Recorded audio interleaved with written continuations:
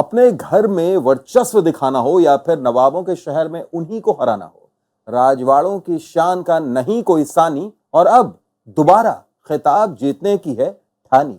स्वागत है आपका ESPN cricket for time out Hindi में और हमारे साथ मौजूद हैं ex Rajasthan Royals player Varun Aaron. बहुत बहुत स्वागत वरुण आपका। थैंक यू शाहिद भाई, आप तो कवि बन गए आज रात को यार, ऐसा इनिंग्स जिस अंदाज में ये टीम खेल रही है, जीत रही है वरुण, सच में मजा आ रहा है। और खास तौर से आज ये देखकर मजा आया कि 78 पर 3 एक वक्त राजस्थान हो गई। लगा कि शायद थोड़ा सा कुछ गड़बड़ हो सकता है मामला, लेकिन वहां पर संजू सैमसन ने जिम्मेदारी उठाई। जुरेल ने पहली बार T20 में अर्धशतक जड़ा, 121 रन की पार्टनरशिप और काम तमाम। देखिए, संजू सैमसन तो बहुत ही उम्दा बैटिंग तो कर ही रहे हैं पूरे IPL में, पर जुरेल को फॉर्म हिट करना बहुत इंपॉर्टेंट है। अगर आप राजस्थान रॉयल्स की टीम देखेंगे तो इस सीजन में हर एक मैच में एक अलग अलग मैच विनर रहा है और अलग टाइम पे अलग अलग बैट्समैन, अलग बॉलर परफॉर्म कर रहे हैं। तो ये एक बहुत ही अच्छा साइन है। कोई भी टीम को अगर ट्रॉफी जीतना है तो उन लोग को फुल स्क्वाड, फुल टीम को फॉर्म में रहना चाहिए। ऐसे नहीं कि वो लोग एक या दो लोग पे ही निर्भर है। तो काफी अच्छा पार्टनरशिप और मैच विनिंग पार्टनरशिप। बिल्कुल। और ये चीज जब संजू सैमसन से पूछी गई ध्रुव जुरेल के लिए कि भाई आपने इनको हमेशा सपोर्ट किया, बैक करते हैं, भले ही वो रन्स कम बनाते हैं, तो संजू ने बड़ी अच्छी बात कही वरुण। उन्होंने कहा कि इनका एक रोल ऐसा है कि वो 10 रन बनाए, 12 रन बनाए, 20 रन बनाए, वो इंपॉर्टेंट नहीं है। टीम के लिए कितना इंपैक्ट दे रहे हैं वो इंपॉर्टेंट है। और आज जब नंबर 5 पर आए, फिनिश किया मैच को, तो ये देखकर हम लोग बहुत खुश हैं जुरेल से। एब्सोल्युटली। पर ये इजी भी रहता है बैक करने के लिए, क्योंकि राजस्थान रॉयल्स जीत रही थी अब तक। मान लीजिए ये सेम इसको अगर आप पलट देंगे और राजस्थान रॉयल्स हार रही थी तो शायद इतना बैक नहीं करता कोई प्लेयर को।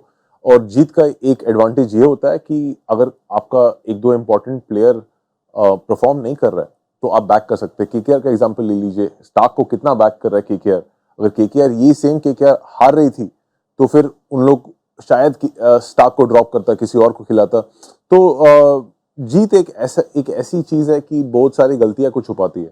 बेशक। और संजू सैमसन के बारे में थोड़ा बताएं आप, क्योंकि इसमें कोई शक नहीं, उनके क्लास, उनके हिट, जिस तरीके से मैच फिनिश करते हैं सब हम जानते हैं। लेकिन एक सवाल उनके ऊपर में हमेशा इस IPL में रहा था वरुण, कि वो कंसिस्टेंसी नहीं दिखा पाते हैं। शुरुआत अच्छी करते हैं लेकिन उसके बाद लय भटक जाते हैं। पर इस बार संजू सैमसन लगातार रन बना रहे हैं और शायद वो उन्होंने ठान भी लिया है कि सिलेक्टर्स को इस बार भूलने का मौका नहीं देना है वर्ल्ड कप के लिए। देखिए, संजू सैमसन ऐसे अक्सर हुआ है कि वो इमीडिएटली IPL के बाद बहुत सारे T20 वनडे टीम में नहीं रहे और ये बात काफ़ी चुभती है उसको, क्योंकि संजू सैमसन को डिजर्व करता है एक स्पॉट इंडियन टीम में। और जैसे प्रदर्शन कर रहे हैं अभी, स्पेशली इनिंग्स को हाफ वे में नहीं छोड़कर फिनिश करना, काफ़ी मैच में फिनिश किए, टफ सिचुएशन से फिनिश किया। आज भी सिचुएशन को ऐसा कुछ ईजी नहीं था, 3 विकेट गिर गया था, रीबिल्ड कर रहे थे जुरेल के साथ। और ऐसे नहीं कि रीबिल्ड एक धीमी स्पीड से रीबिल्ड किए, मतलब अबव 150 का स्ट्राइक रेट से रीबिल्ड किए। तो ये एक चैंपियन बैट्समैन का साइंस है और संजू सैमसन का ये कमिंग ऑफ एज है।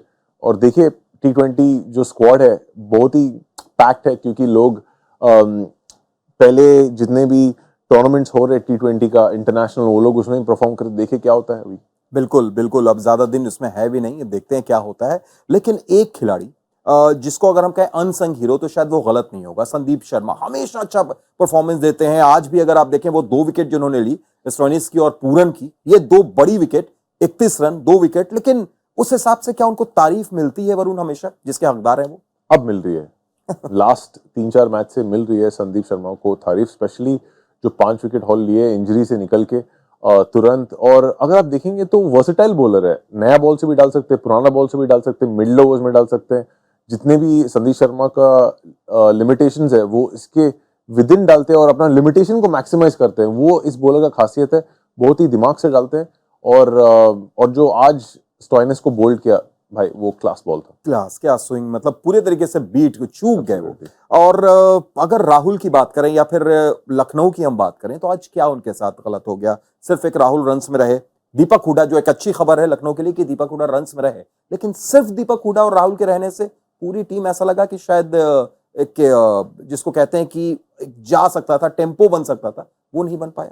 देखिए, एक्सेलरेट करना फिनिशर लोग का रोल होता है। राहुल और हुडा ने तो जो अर्ली विकेट्स गंवाए थे, उसके बाद वो लोग बेस बनाए, बहुत ही बढ़िया बेस बनाए। और उस टाइम था बदूनी, कुरनाल और पूरन का काम इसको कंप्लीट करने के लिए। पूरन लास्ट 2-3 मैच से रन नहीं बना रहे और टीम हेवीली डिपेंडेंट है पूरन के ऊपर, स्पेशली लास्ट पार्ट में एक्सेलरेट करने के लिए, जो नहीं कर पा रहे। और राजस्थान रॉयल्स के बॉलर्स भी काफी अच्छा डाले।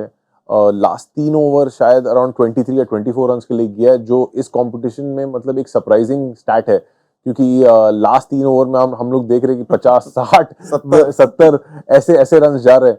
तो credit also goes to Rajasthan Royals bowlers. ठीक है, और लेकिन अगर गेंदबाजी की तरफ आप नजर डालें और केएल राहुल ने बिश्नोई का जो इस्तेमाल है वरुण 15 ओवर तक नहीं किया।